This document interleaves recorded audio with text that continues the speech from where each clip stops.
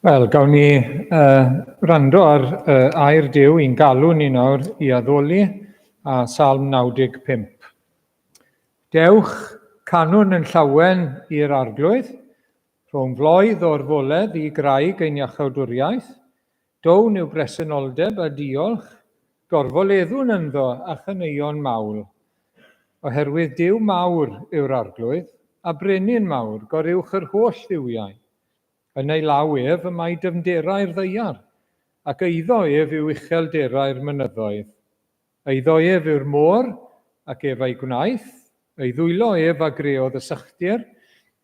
Dewch a ddolwn ac ymgrymwn, plygwn ein gliniau ger bron yr arglwydd a'n gwnaeth. Oherwydd ef yw ein Duw, a ninnau'n bobl iddo a defaid ei borfa. Heddiw cewch wybod ei rym, os gwrandewch ar ei lais. Peidiwch a chaledu'ch calonnau, fel yn Meriba, fel ar ddiwrnod masa yn yr anialwch, pan fu i'ch hynafiaid neu'ch tadau fy herio am profi iddynt weld fy ngwaith. Am 20 mlynedd y ffieiddiais y genhedlaeth honno a dweud, pobl a'i calonnau'n cyfeiliorni ydynt, ac nid ydynt yn gwybod fy ffyrdd. Felly tyngais yn fy llyd na chaint ddyfod i'm gorffwysfa. Wel, gadewch i ni ganu yn llawen i'r arglwydd, gyda'r emyn cynta heno, o cenwch fawl i'r arglwydd y ddeiar fawr i gyd.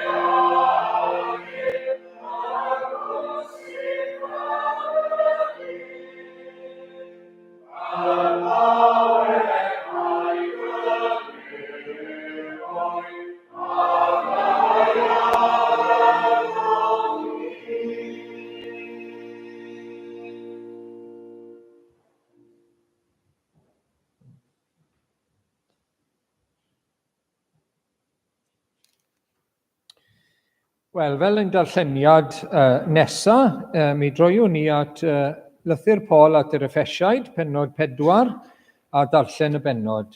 Fel Effesiaid, pennod 4. Yr wyf fi felly sy'n garcharor mwyn yr arglwydd, yn eich annog i fyw yn deilwng o'r alwad a gawsoch, byddwch yn ostyngedig ac addfwyn ym mhob peth, ac yn amyneddgar, gan oddef eich gilydd mewn cariad. Ymrowch i gadw a rhwymi'n tangnefedd yr undod y mae'r ysbryd yn ei roi. Un corff sydd ac un ysbryd, yn union fel mae un yw'r gobaith sy'n ymhlug yn eich galwad. Un arglwydd, un ffydd, un bedydd, un Duw a thad i bawb, yr hwn sydd goruwch pawb a thrwy bawb ac hawb. Ond i bob un ohonom rhoddwyd gras a'i ran o rodd Crist, am hynny mae'r ystrythyr yn dweud, esgynnodd i'r uchelder gan arwain ei garcharorion yn gaeth. Rhoddodd roddion i ddynion. Beth yw ystyr esgynnodd, ond nid yw'n golygu ei fod wedi disgyn hefyd i barthau isaf y ddeiar. Yr un a ddisgynnodd yw'r un a esgynnodd hefyd ymhell uwchlaw'r nefoedd i gyd i lenwi'r holl greadigaeth. A dyma'i roddion, rhai i fod yn apostolion, rhai yn broffwydi, rhai yn efengylwyr, rhai yn fugeiliaid ac yn athrawon, i gymhwyso'r saint i waith gweinidogaeth, i adeiladu corff Crist. Felly y cyrhaeddwn oll hyd at yr undod a berthyn i'r ffydd ac i adnabyddiaeth o fab Duw. Y nod yw dynoliaeth lawn dwf, a'r mesur yw'r aeddfedrwydd sy'n perthyn i gyflawnder Crist. Nid ydym i fod yn fabanod mwyach, yn cael ein lluchio gan donnau am gyrru yma thraw gan bob rhyw awel o athrawiaeth, wedi ein dal gan ystryw y rhai sy'n ddyfeisgar i gynllwynio twyll. Na, gadewch i ni ddilyn y gwir mewn cariad a thyfu ym mhob peth i Grist. Ef yw'r pen, ac wrtho ef y mae'r holl gorff yn cael ei ddal wrth ei gilydd a'i gysylltu trwy bob cymal sy'n rhan ohono. Felly, trwy weithgarwch cyfaddas pob un rhan, ceir pryfiant, tyfiant yn y corff, ac y mae'n ei adeiladu ei hun mewn cariad. Hyn felly yr wyf yn ei ddweud ac yn ei argymell arnoch yn yr arglwydd, eich bod chi bellach i beidio a byw fel y mae'r cenhedloedd yn byw, yn noferedd ei meddwl, oherwydd tywyllwch sydd yn ei deall. A dieithriad ydynt i'r bywyd sydd o Dduw, o achos yr anwybodaeth y maent yn ei choleddu, a'r ystefnigrwydd sydd yn ei calon. Pobl ydynt sydd wedi colli pob teimlad ac wedi ymoswm i'r anlladrwydd sy'n peri i rywrai gyflawni pob math o aflendid yn ddiymadol. Ond nid felly ydych chwi wedi dysgu Crist, chwi sydd yn wir wedi clywed amdano ac wedi eich hyfforddi ynddo, yn union fel y mae'r gwirionedd yn Iesu. Fe'ch dysgwyd eich bod roi heibio yr hen natur ddynol oedd yn perthyn i'ch ymarweddiad gynt, ac sy'n cael ei llygru gan chwantau twyllodrus, a'ch bod i gael eich adnewyddu mewn ysbryd a meddwl, a gwisgo amdanoch y natur ddynol newydd, sydd wedi ei chreu ar ddelw Duw, yn y cyfiawnder a'r sancteiddrwydd sy'n gweddu i'r gwirionedd. Gan hynny, ymaith a chelwydd, dywedwch y gwir bob un wrth ei gymydog, oherwydd yr ydym yn aelodau o'n gilydd. Byddwch ddig, ond peidiwch â phechu, peidiwch â gadael i'r haul fachlyd ar eich digofaint, a pheidiwch â rhoi cyfle i'r diafol. Y mae'r lleidyr i beidio a lladrata mwyach, yn hytrach dylai ymroi i weithio'n onest a'i ddwylo ei hun, mwyn cael rhywbeth i'w rannu ar sawl sydd mewn angen. Nid oes yr un gair drwg i ddod allan o'ch gennau, dim ond geiriau da, sydd adeiladaeth yn ôl yr angen, ac felly'n dwy'n bendith i'r sawl sy'n ei clywed. Peidiwch â thristau ysbryd glân Duw, yr ysbryd y gosodwyd ei sel arnoch, ar gyfer dydd eich prynu'n rhydd. Bwriwch ymaith oddi wrthych, bob chwerwder, llyd, digofaint, twrw a sen, ynghyd â phob drwg deimlad. Byddwch yn dirion wrth eich gilydd, yn dyner eich calon, yn madda eich gilydd fel y maddeuodd Duw yng Nghrist i chwi. Bydd ni'n diolch eto i'r arglwydd am ei air sanctaidd. Amen. Gawn ni droi at yr arglwydd nawr mewn gweddi gyda'n gilydd. Gawn ni weddio. Diolch arglwydd am y cyfle newydd o gael dod ger dy fron heno yn enw ac yn heiddiant ac yng nghyfiawnder yr arglwydd Iesu Grist. I ni'n diolch am y rhyddid, diolch am y cyfle i ddod ger dy fron di, i ddod i gwrdd â Duw, i ddod i oedfa newydd. Go arglwydd, i ni'n diolch yn fawr bod trefniadau yn ei lle ar ein cyfer ni, bod ti wedi trefnu, bod ti wedi paratoi, bod ti wedi darparu ar ein cyfer ni arglwydd. I ni'n dod ac mae gair Duw gyda ni, Mae cyfle gyda ni droi ato ti, mae cyfle gyda ni i daddoli di, mae cyfle gyda ni wrando ar dy air di. Ac o arglwydd, ni'n diolch, mae hyn yw'r moddion gras wyt ti wedi trefnu ar ein cyfer ni. Ac ni felly yn dod nawr i dygeisio di arglwydd. Ni'n dod i gydnabod mai ti sydd Dduw, ni'n plygu arglwydd ger dy fron di. Ti yw y creawdwr, ti yw y crochennydd o arglwydd, a ni yw y clai. Yno ti rydyn ni'n byw yn symud ac yn bod. Ac ni'n cydnabod, ni'n falch o gydnabod hynny o arglwydd. Mae'r bwlch sydd ryngon ni yn para o hyd. Di ni ddim ar yr un lefel. Ti yw'r creawdwr mawr. Ti yw'r Duw holl a lluog, goruwch naturiol. A ni yn rhai wedi ei creu gen i ti, ac sy'n cael ein cynnal, ac sy'n gwbl ddibynnol arna ti. Ac o arglwydd i ni am blygu bob amser ger dy fron di. Ac i ni eisiau i ti'n cadw ni yn ostyngedig ger dy fron, gyda parchedig ofon o arglwydd wrth ymwneud â Duw, y Duw mawr goruchel.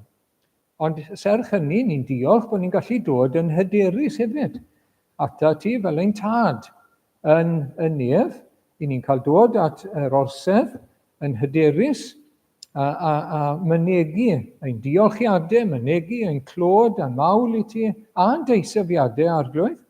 Ni'n diolch bod ni'n gallu siarad yn rhydd hefyd ger dy fron. Ac ni'n diolch am hynny. Ni'n diolch heno ein bod ni fel dy blant yn gwbl dderbyniol yn dy olwg, yn haeddiant ac yn hyfiawnder Iesu Grist. Ni'n diolch am yr efengil eto o arglwydd, a diolch am ein ceidwad ni, a diolch am drefn y cadw, diolch am gyfiawnhad trwy ffydd o arglwydd. Ein bod ni wedi ein cyhoeddi yn gyfiawn, yn hyfiawnder Iesu Grist. Ni'n diolch eto heno am ei gyfiawnder ef, ei bod e'n ddi-fai, ei fod e'n ddi-nam, ei fod e'n gwbl lan yn ei fywyd, yn ei ffordd o fyw, ym mhob ffordd, bod e ar yr un ddaear a ni o arglwydd, oedd e'n wahanol.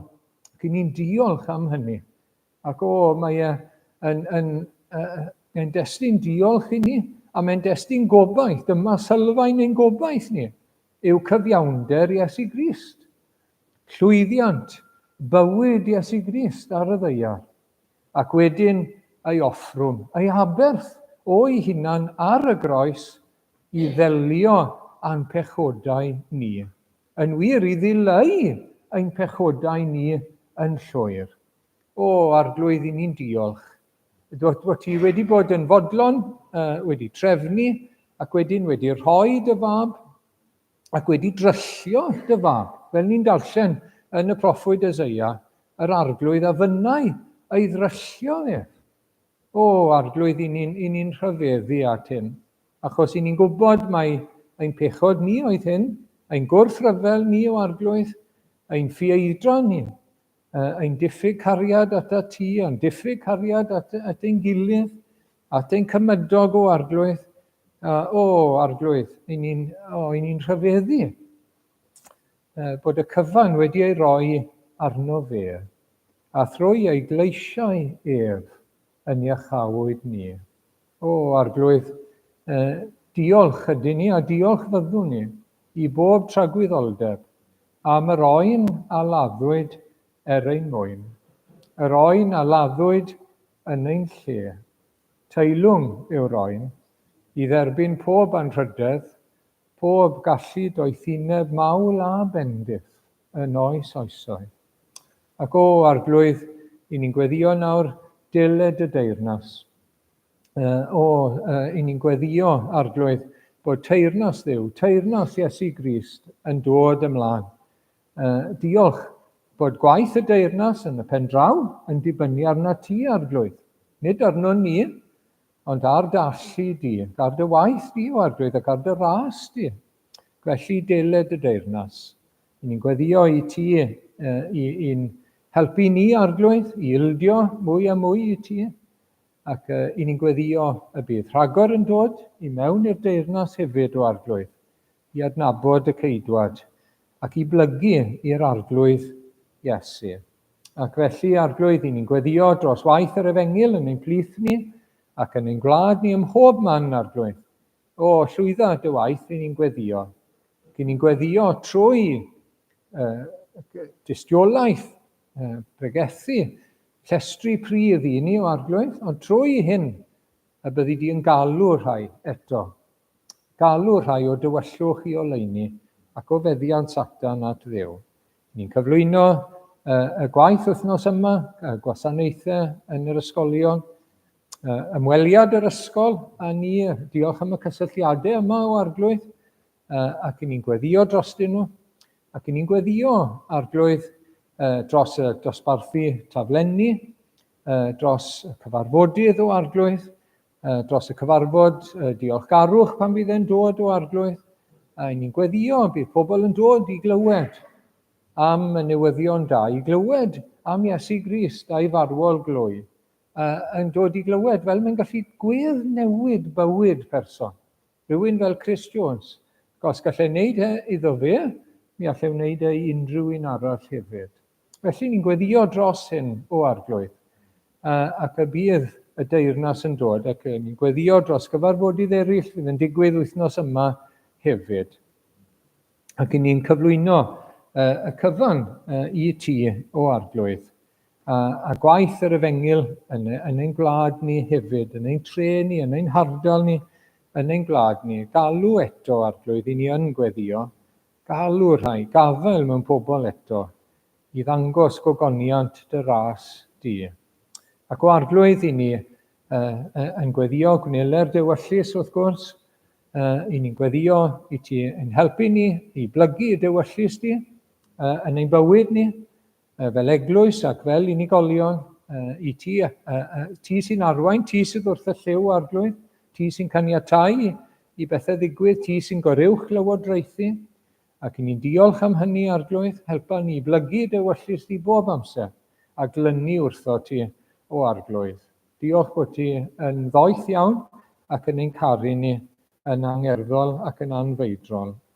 Ac o arglwydd i ni yn diolch am ein bara beunyddiol heddi, a bob cynhaliaeth a bob gras yn ein bywyd. I ni'n canmol dy ffyddlondeb a dy ofal trosom ni mewn bob ffordd.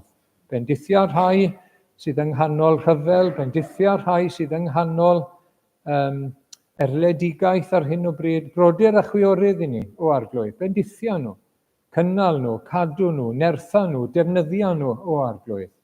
Mae amgylchiadau nhw'n wahanol iawn, ond wyt ti yr un ym mhob amgylchiad, bendithia nhw, gad iddyn nhw wybod y fod ti gyda nhw, ac yn eu cynnal nhw yn arbennig iawn o arglwydd.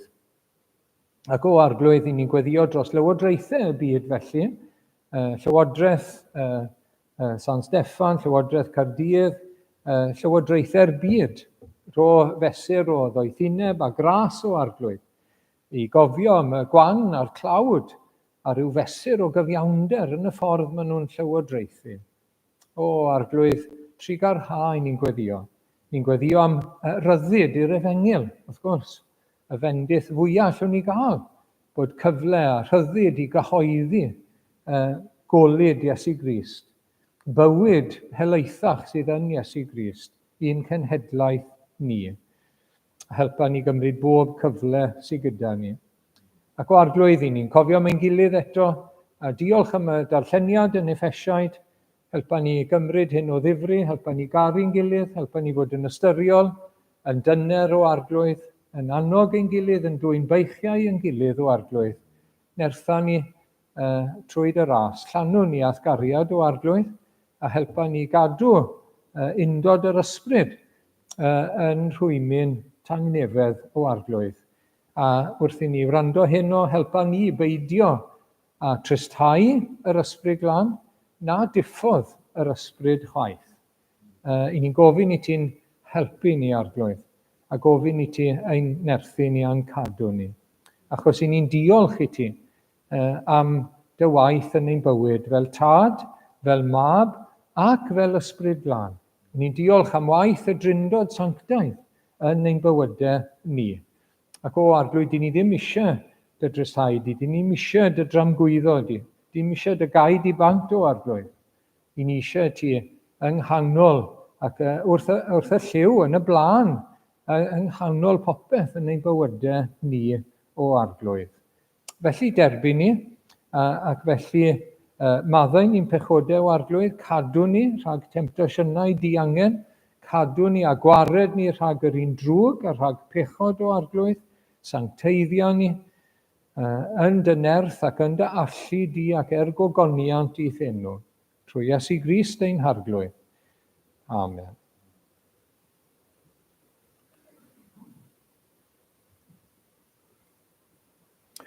Wel, gawn ni droi at yr ail emyn nawr o Dduw rhoi im dy ysbryd daw a gres, dy ysbryd daw am henaid i'r nefoedd wen ynys.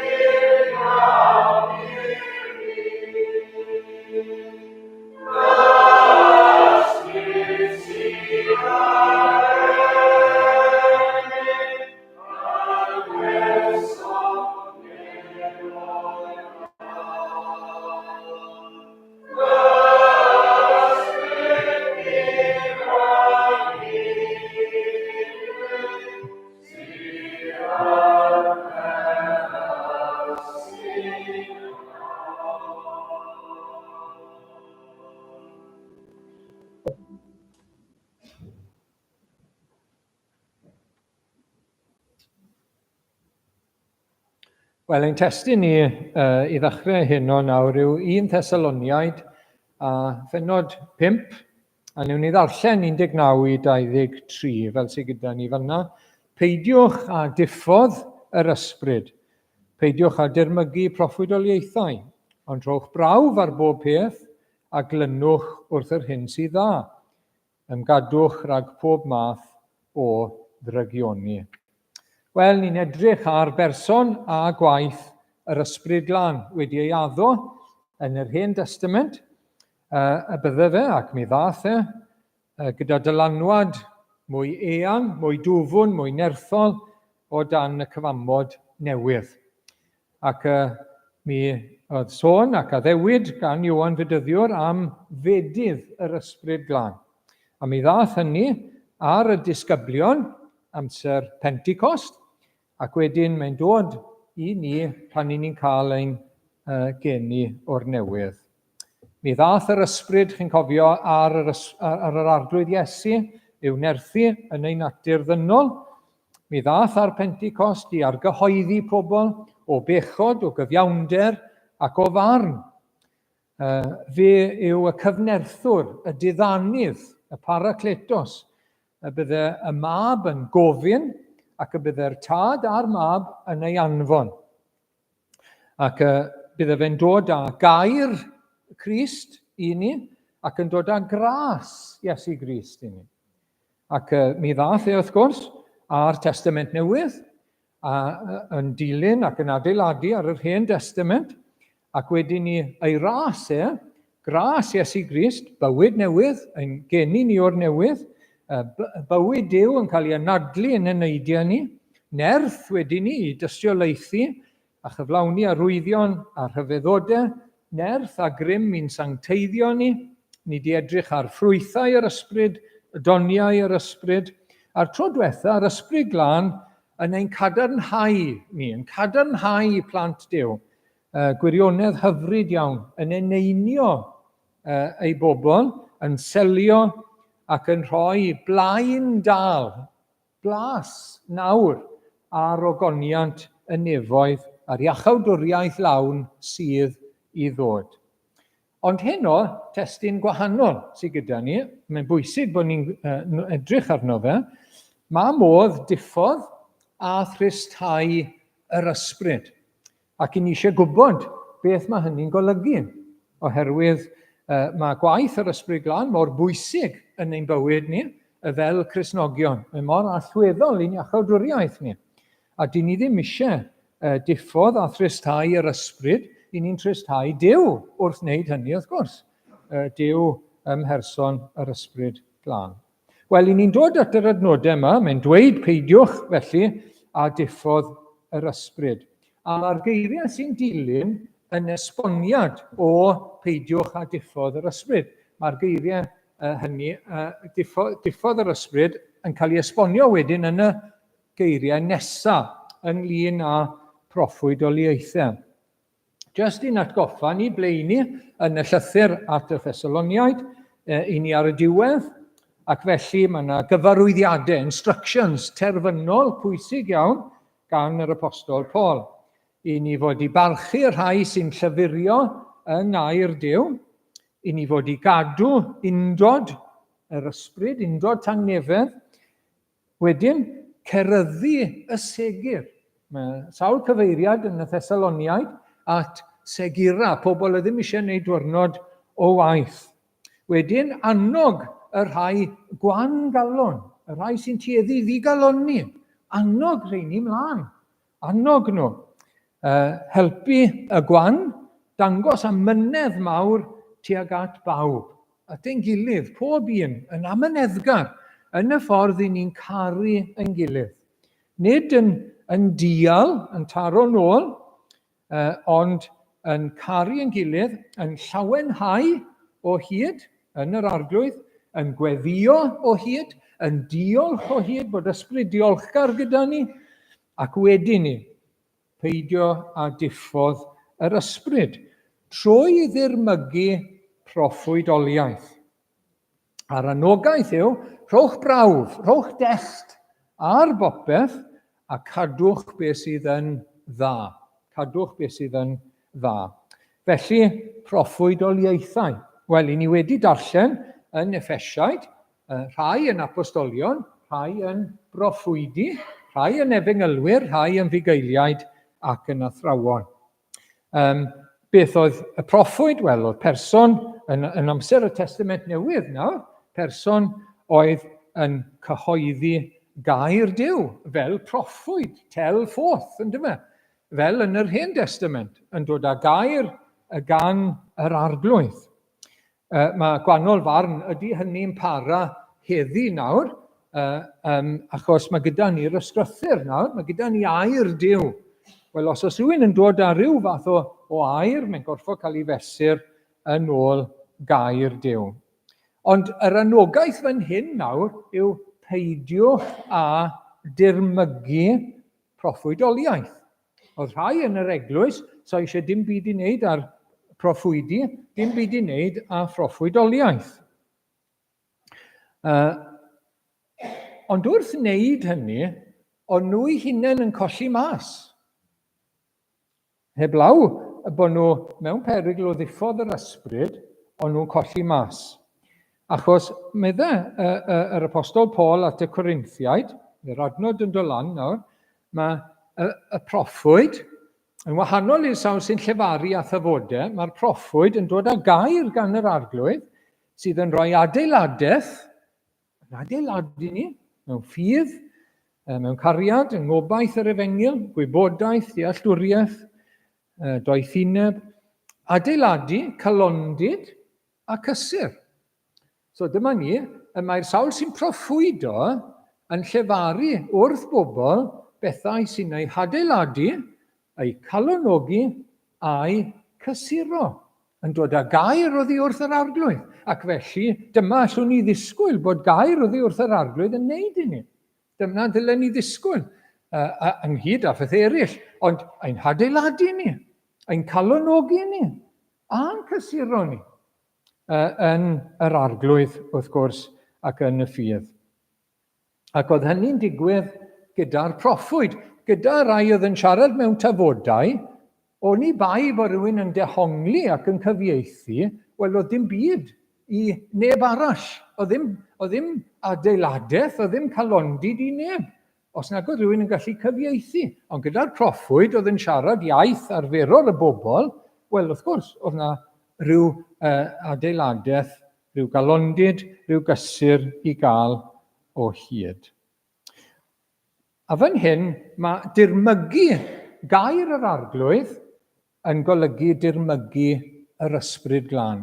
A dyna'r bottom line, wrth gwrs. Dyna lle ni'n dod mewn gwirionedd. Y ffordd i ni yn diffodd yr ysbryd yw peidio rhoi cyfle i air Duw i siarad yn ni, i weithio yno ni a thrwom ni. Wrth wneud hynny, i ni mewn perygl mawr o ddiffodd yr ysbryd. Fyna i ni'n dod iddo fe yn y pen draw. Beth oedd yn digwydd yn Thessalonica? Wel, oedd rhai yn gweud, wel, i ni ddim eisiau clywed y proffwydi rhagor. Ond nhw ddim hyd yn oed yn fodlon gwrando, ond rhai yn dirmygu'n llwyr, out of hand, ond nhw'n eisiau gwybod. Dylen nhw fod yn gwrando ac yn pwyso a mesur, wrth gwrs. Dyna mae'r apostol Paul yn ei dysgu nhw i wneud. Iddyn nhw, siwr bydden nhw'n pwyso a mesur y gair oedd yn dod? Wel, yr Hen Testament, yr ysgrythyr oedd gyda nhw, wedyn ni oedd disgeidiaeth yr arglwydd Iesu, faint o'n nhw'n gwybod o hwnna, a disgeidiaeth yr apostolion. Gymaint ag oedd gyda nhw ar y pryd, dyna'r prawf, wrth gwrs. Dyna'r maen prawf iddyn nhw ar y pryd. A mae'r neges i ni felly heddi, mae rhaid i ni beidio dirmygu pregethwr, athro, rhywun sy'n dod â neges gan Dduw, cyn gwrando yn ofalus arno fe. Dylen ni wrando. Y broblem yw, chi'n gweld, mae rhaid ni wrando yn ofalus. Achos mae yna wir broffwydi, fel oedd yn y Testament Newydd, oedd yna wir broffwydi, ac oedd yna gau broffwydi. Unrhyw bryd mae'r arglwydd ar waith, mae Satan ar waith. Mae'n garantid i chi. Ac mae'n un peth o hyd heddi. Mae yna gwir athrawon, a mae yna athrawon gau, ffals. Hynny yn ein eglwysu ni heddi, fel eriod wrth gwrs.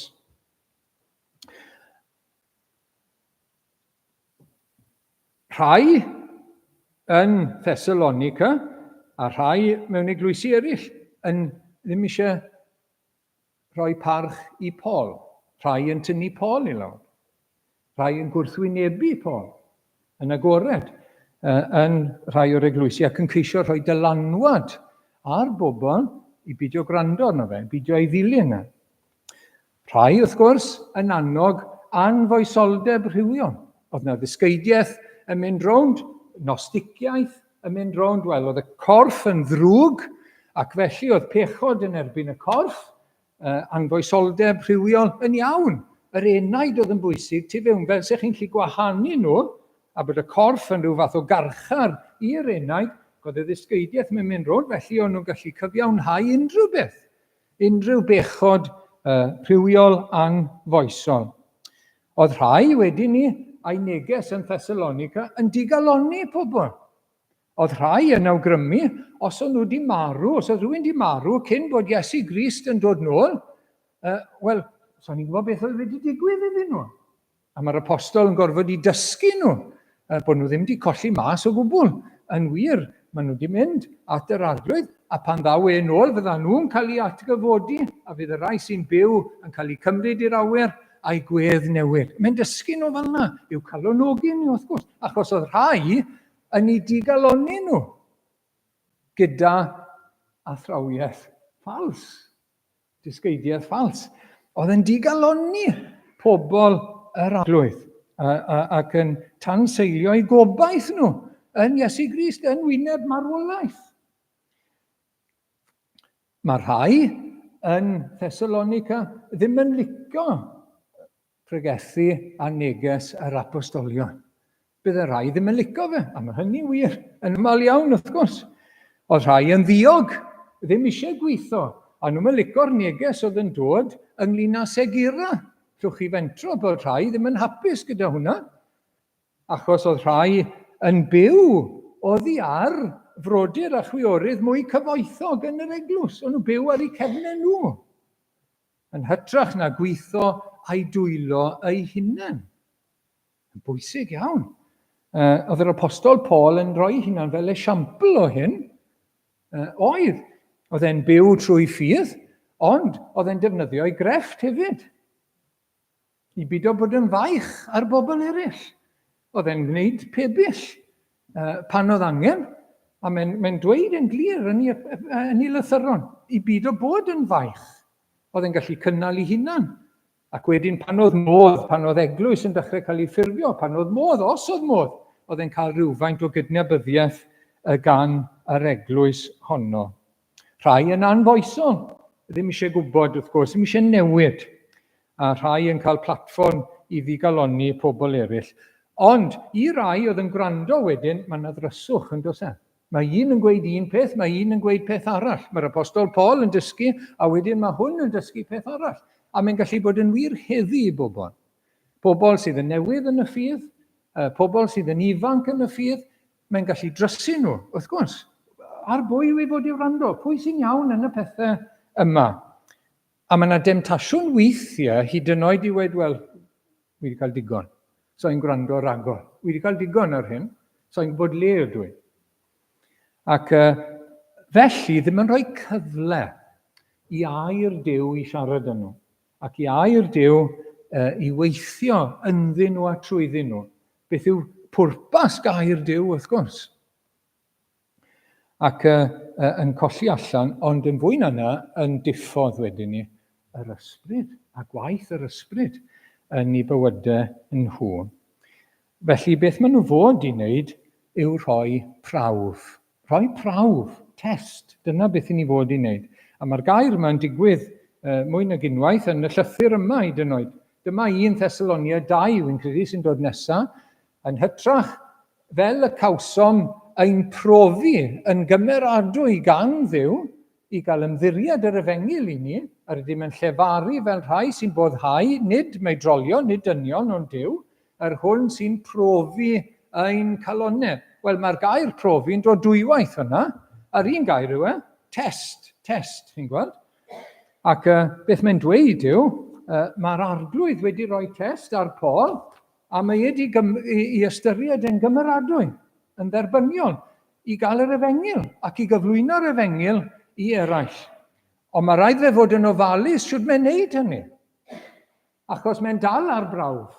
Mae'n dal ar brawf, ac mae'n pregethu ac yn gweinidogaethu, wrth weinidogaethu, nid plesio dynion mae ond plesio yr un sydd wedi ei alw fe, plesio Iesu Grist, yr un sy'n profi ein calonnau. So mae wedi cael test, ond mae'n cael test cyson, fel petai. Bod e ddim yn plesio dynion, bod e ddim yn dyrchafu ei hunan, na bod e'n plesio'r un sydd wedi ei alw fe, Iesu Grist. Yr un mae'n mynd i roi ateb iddo fe, bob amser. Ond y gair yw rhoi prawf, rhoi test. Ac y math o beth yw chi wedi gweld y stickers yma ar plygiau ac yn y blaen, i ni fod i gael, yn y capel i ni'n cael a llyfr cyhoeddus, i ni fod i gael prawf o amser i amser, prawf trydanol. I ni wybod bod y pethau ni'n defnyddio yn saff, mae'n bwysig. A maen nhw roi prawf, felly, ar y plug neu ar y tegell, neu beth bynnag yw ar y ffwrn, roi prawf iddo fe. Ac os wedi paso'r prawf, na fe, mae chi'n cael y sticker wedyn ni, chi'n cael y dyddiad pwy sydd wedi gwneud y prawf, a bod e wedi paso, y prawf. Wel nawr te, i ni fod i roi prawf ar rywun sy'n cyhoeddi gair Duw. I ni fod yn rhoi prawf, nid jyst llyncu popeth, i ni fod i roi prawf. Profwch, medda'r Apostol Paul, rhowch test ar bob un, a daliwch beth sydd yn dda. Daliwch eich gafel ar beth sydd yn dda, beth sydd yn iawn. Wel, siwr i ni fod i wneud hynny nawr te? Siwr i ni fod i wneud hynny heddi? Siwr i ni fod i roi prawf a cadw beth sydd yn dda? Wel, dilyn beth mae Duw wedi dweud o'r blaen. Lle ni'n gwybod beth mae Duw wedi siarad, beth mae Duw wedi dweud o'r blaen, ydy'r person yma'n dilyn ac yn glynu wrth air Duw. So dyma chi adnodau nawr te o Deuteronomy. Mae'r adnodau yma'n dda iawn, maen nhw'n help mawr i ni. Os bydd proffwyd yn codi yn eich plith, neu un sy'n cael breuddwydion, a rhoi i chi arwydd neu argoel, a hynny'n digwydd fel y dywedodd wrthych, ac yntau wedyn yn eich annog i fynd ac addoli duwiau estron, duwiau diarth, nad ydych yn ei adnabod, nid ydych i'w wrando ar eiriau'r proffwyd neu'r breuddwydiwr hwnnw. So dyma beth mae'r arglwydd yn gweud. Mi all proffwyd dweud, dwi'n siarad yn enw'r arglwydd, a mae'n dangos rhywbeth fel petai yn genuine. Mae'n neud rhyw arwydd neu mae'n dweud rhywbeth a mae'n dod yn wir, ond wedyn ni, mae'n annog chi i fynd yn gros i beth mae Duw wedi dweud yn barod. Cyfraith Duw, addoli ei lunod, peidio ac addoli yr un Duw. Wedyn ni, nid ydych i wrando ar eiriau y proffwyd neu'r breuddwydiwr hwnnw. Felly mae rhywun yn codi fel athro, falle, ac i ni'n cael nawr, i ni'n cael ein bombardio gan athrawon ar y we, pregethwyr, athrawon, adnabyddus, poblogaidd, falle rhyw arwydd o awdurdod gyda nhw. Beth i ni fod i wneud? Wel, ydyn nhw'n dilyn beth mae Duw wedi dweud yn barod? Ydyn nhw'n glynu wrth air Duw? Ydyn nhw'n glynu wrth yr ysgrythyr? Costiad a gostio, pinne bod e'n boblogaidd neu bido, ydyn nhw'n glynu wrtho fe? Os na, peidiwch â gwrando ar eiriau y breuddwydiwr hwnnw. Peidiwch â gwrando. Peidiwch â cael eich twyllo medd yr arglwydd. A'r perygl nawr fan hyn, i bobl Thessalonica, y perygl o beidio a gwrando a gadael i air Duw wneud i waith yno ni yw diffodd yr ysbryd. Diffodd yr ysbryd. Ac mae fel diffodd tân. Dyna'r darlun sydd gyda ni, darlun o dan, wrth gwrs. Pidiwch a, oedd Iesu Grist yn cyflawni'r broffwydoliaeth, bydde fe ddim yn diffodd llun yn mygu, smoking flax. Bydde fe mor dyner gyda'i bobl. A'r morynion, y 10 morwyn, y rhai ffôl, mae'n lampen ni'n diffodd. Yr un gair yw e, ac mae Iesu Grist yn disgrifio uffern fel tân sydd ddim yn diffodd. Tân anniffoddadwy, sydd byth yn diffodd, yn dragywydd, rhywbeth ofnadwy. Ac wedyn ni'n clywed am saethau tanllid yr un drwg yn ymosod yn ein herbyn ni. Tân i'n difa ni. Tân Satan yw hwnna i ddifa ein ffydd ni, i ddifa ein cariad ni, a'n hyfuddod ni, a'n parodrwydd ni i wasanaethu yr arglwydd. Mae'r seithau yma yn difa, eisiau llosgi a difa yw hwnna. Ac mae darlun gyda ni bod eisiau tarian arno ni, wrth gwrs, rhag y tân, y seithau yna, sydd yn difa ein ffydd ni, a'n cariad ni, a'n hyfuddod ni. Ond wedyn ni, mae tân yr ysbryd glân. Mae'r ysbryd glân yn cael ei ddisgrifio fel tân, wrth gwrs. Ac mae'r tân yma yn cynhesu, wrth gwrs. Mae'n ddiddanydd, mae'n diddanu, mae'n cynhesu. Mae e'n toddi. Mae e fel y tân i chi'n eistedd o'i flaen os oes gyda chi tân, a mae'n cynhesu. Pwy sy'n cynhesu ein calonnau ni at yr arglwydd? Pwy'n sy'n cynhesu ein serch ni at Dduw ac at yr arglwydd Iesu? Pwy sy'n tanio ein ewyllus ni i fyddhau, i blygu, i ildio, i roi yn hunain i'r arglwydd? Pwy? Yr ysbryd glân, wrth gwrs, trwy y gair. A mae e'n gynhesol, nefol, dan. Ac mae e'n toddi, wrth gwrs. Mae'n toddi, mae'r gwaith yma mor werthfawr. Mae'n calonnau ni yn naturiol fel rhew. A mae'n calonnau ni'n gallu oeri mewn amrantiad. Mae'n sel ni'n gallu oeri, mae'n serch ni'n gallu oeri, mor rwydd. Ond yr ysbryd sydd yn cynhesu, wrth gwrs. Yr ysbryd sydd yn toddi. Nes bod ni ddim yn ddifater, nes bod ni ddim yn oer ein serch a gwan ein ffydd. Nes bod ni ddim yn proffesu rhywbeth, ond yn o'r yn ein calonnau ni. At Dduw, at Iesu Grist, at ein gilydd, at y colledig. A mae mor rwydd i ni'n gallu mynd yn o'r, mewn dim o amser. Mae digon o bethau yn oeri ni. A mae angen gair Duw arno ni, wrth gwrs. Mae angen i ni adael i air Duw siarad â ni. Mae angen i ni adael gair Duw i weithio arno ni. Ie, mae rhaid ni brofi, mae rhaid ni roi prawf. Os oes rhywun yn pregethu, wel ydy e nôl gair Duw. Os oes rhywun yn dysgu, ydy e nôl yr ysgrythyr. Ond heblaw hynny, mae rhaid ni adael i'r gair i weithio.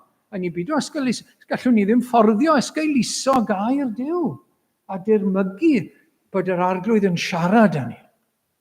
Achos mae'r ysbryd yn cymryd hwnna ac yn cynhesu. Yn cymryd hwnna ac yn toddi, chi'n gweld. A mae hwnna'n waith parhaol. Trwy'r amser.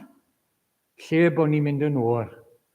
Os dim byd yn wath na Cristion sy'n proffesu ffydd, proffesu ac yn deall gwirioneddau mawr.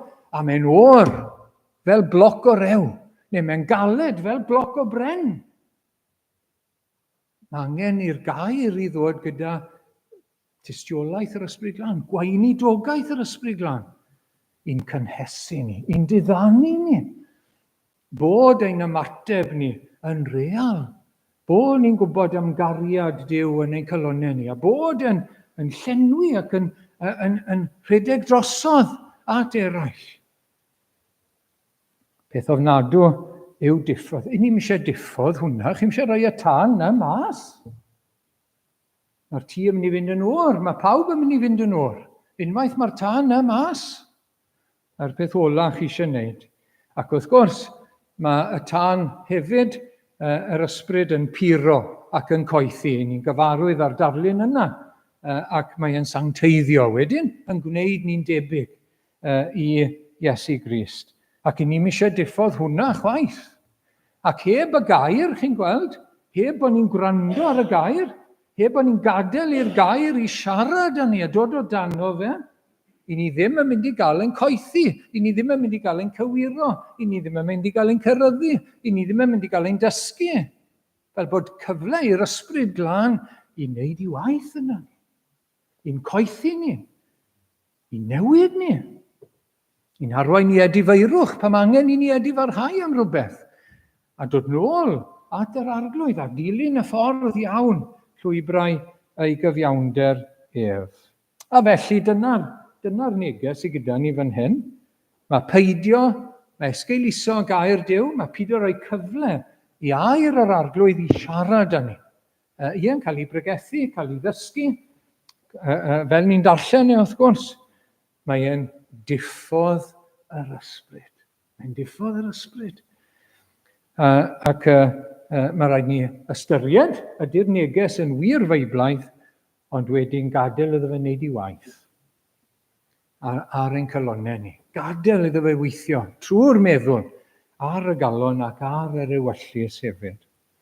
Ac wedyn ni'n dod at tristau yr ysbryd. Darlun ychydig yn wahanol, a ymadrodd gwahanol. So Effesiaid nawr, rhan o'r darlleniad gawson ni, peidiwch â thristau ysbryd glân Duw.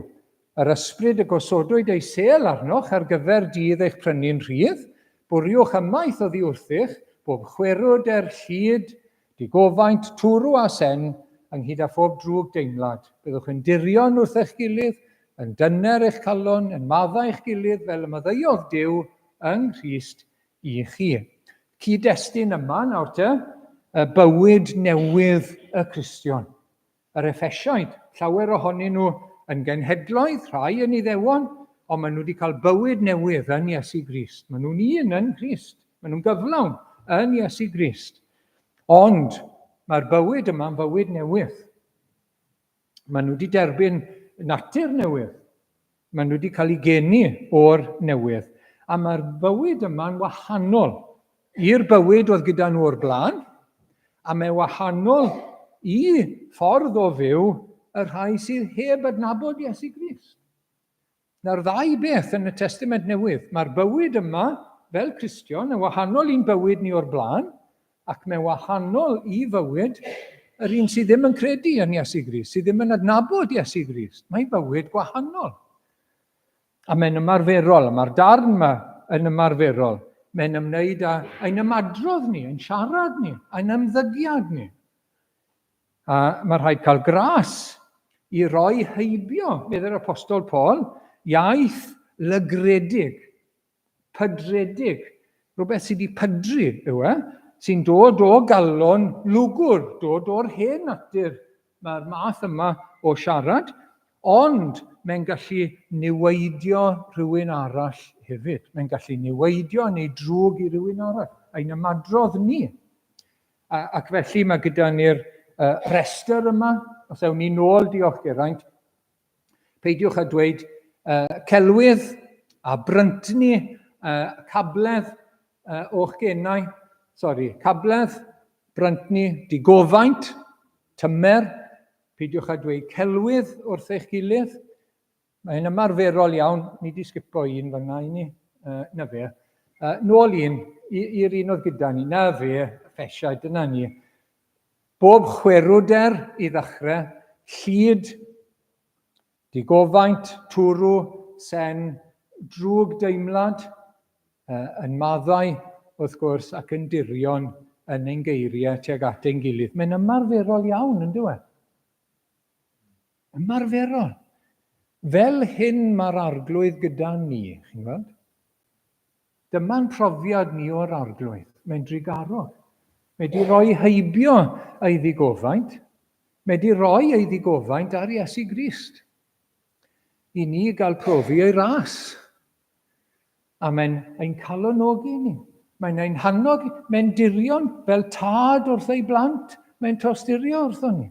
Fel hyn mae'r arglwydd gyda ni. Ac fel hyn i ni fod gyda'n gilydd, wrth gwrs. Bod yn ymadrodd ni ddim yn llygredig. ddim yn bydredig, ddim yn dod o'r hen natur, ond beth sydd yn adeiladol ac yn dirion. Ac ewn ni mlaen, diolch Geraint, ewn ni mlaen wedyn ni at Colosiaid, ac eto digofaint llyd, drwg deimlad, cabledd, bryntni, celwydd, rowch reina heibio. A mae'n rhywbeth mae'n dysgu, wrth gwrs, yn yr epistolau yma.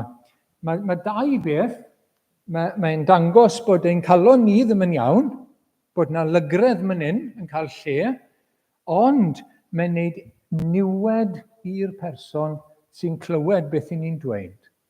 Mae'n gwneud drwg, mae'n gwneud niwed i frawd neu chwaer yng Nghrist, ac mae'n tristau ysbryd Duw.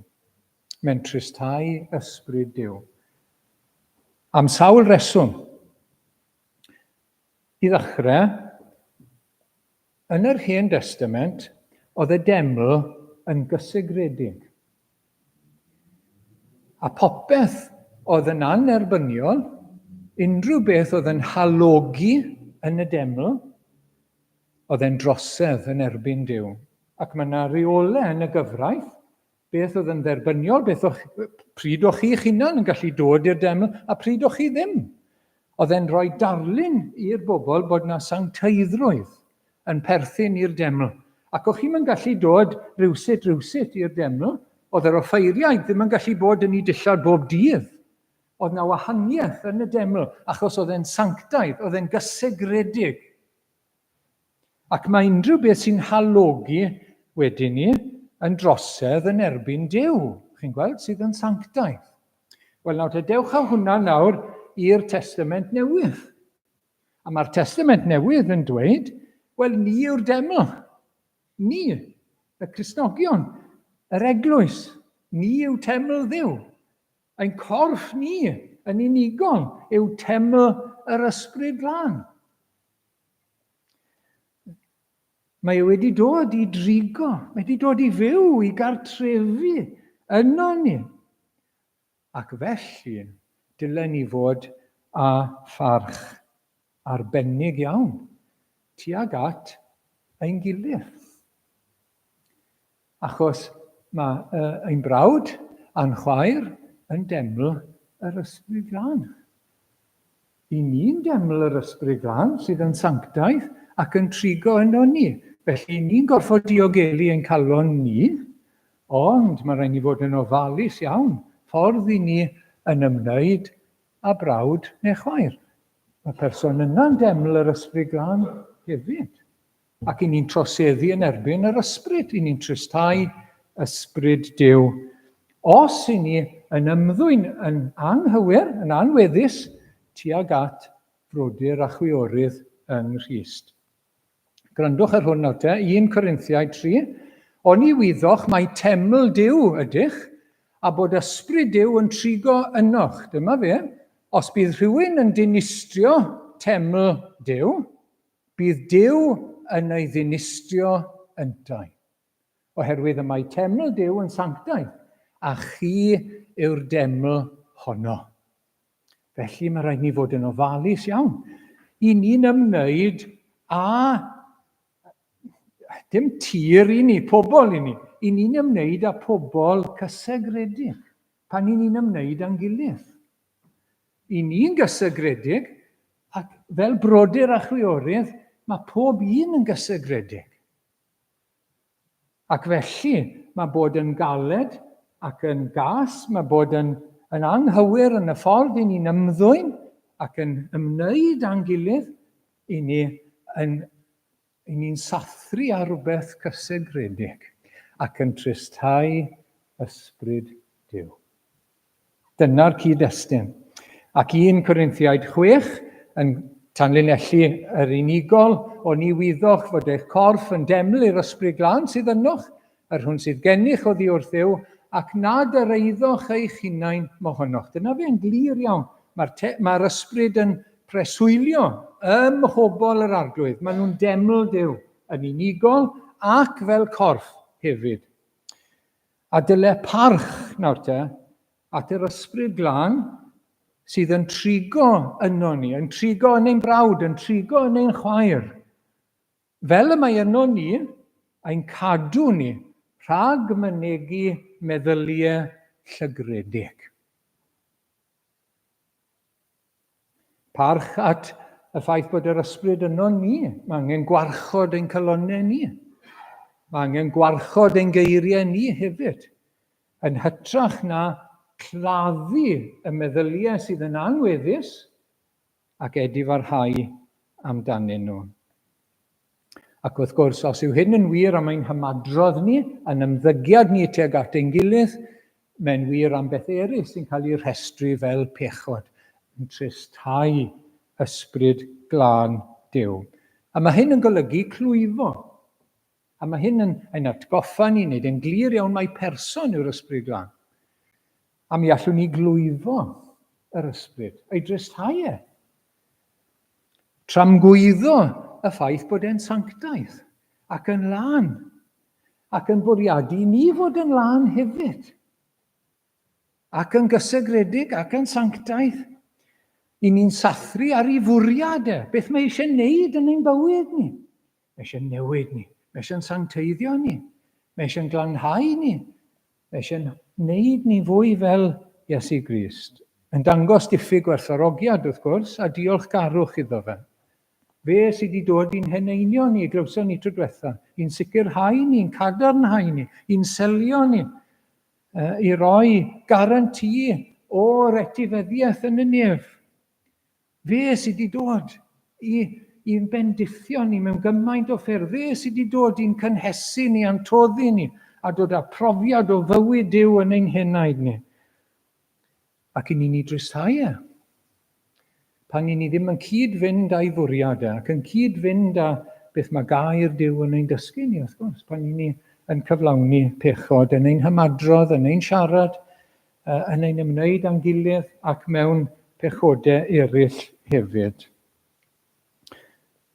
Ond beth mae'n golygu te, tristau yr ysbryd? Bydd e ddim yn llwy'r adael pobl Dduw. Mae'r addewid na gyda ni. Ond mi allwn ni golli amlygiad o'i bresenoldeb. Beth yw'r achos bod fy arglwydd hawddgar grasol yn pellhau? Yn guddiedig neu'n gychoedd, mae rhyw bechod yn parhau. Medde Williams Pantycelyn. Gallwn ni golli ymwybyddiaeth o bresenoldeb yr ysbryd, o'r cynhesrwydd, o'r diddanwch, o'r realiti Duw yn siarad â ni ac yn ymwneud â ni. Achos i ni wedi tristau e. A mae rhaid i ni edifarhau yn syth, wrth gwrs.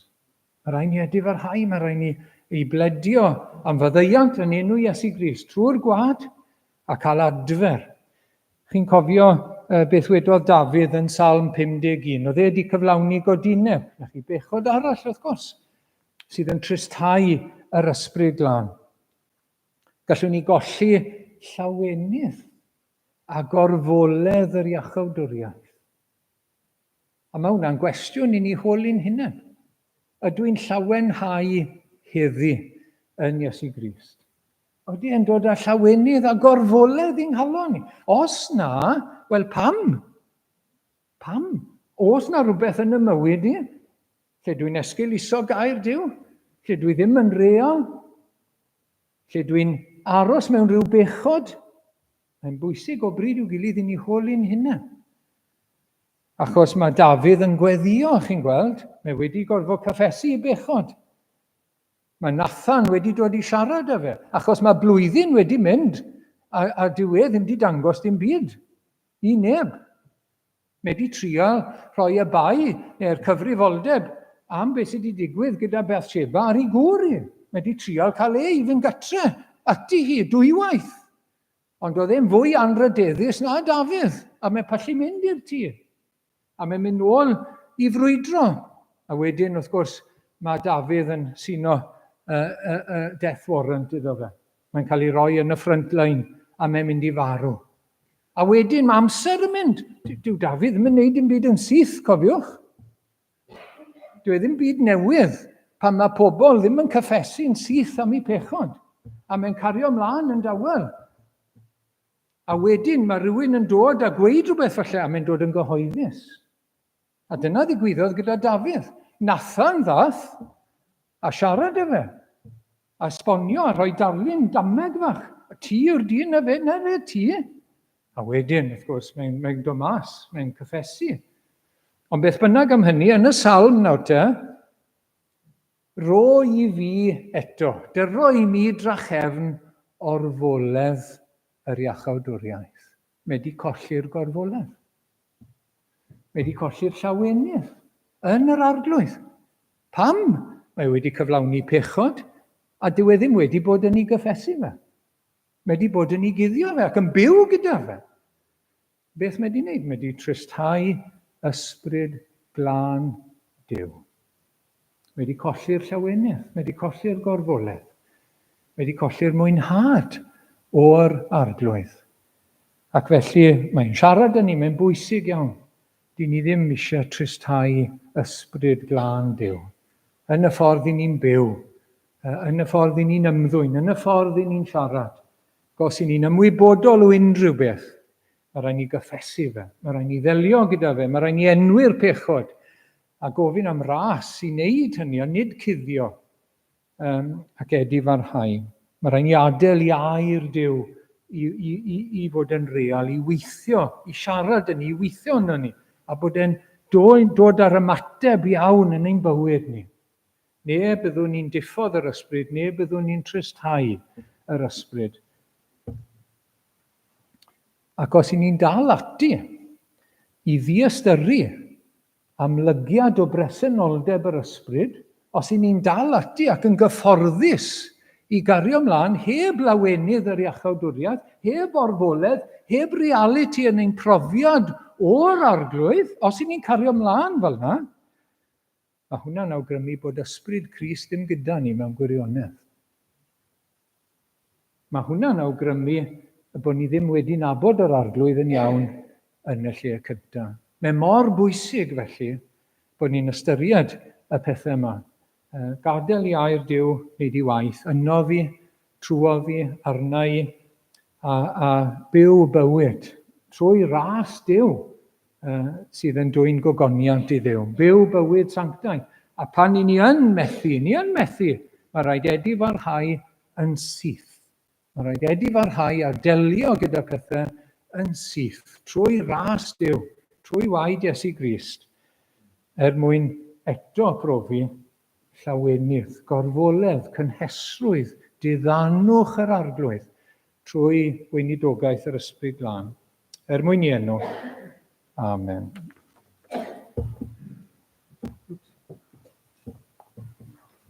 Wel, byddwn ni at yr emyn ola nawr te. O anfon di yr ysbryd glân yn enw Iesu mawr a'i weithrediadau megis tân o deiad ef i lawr.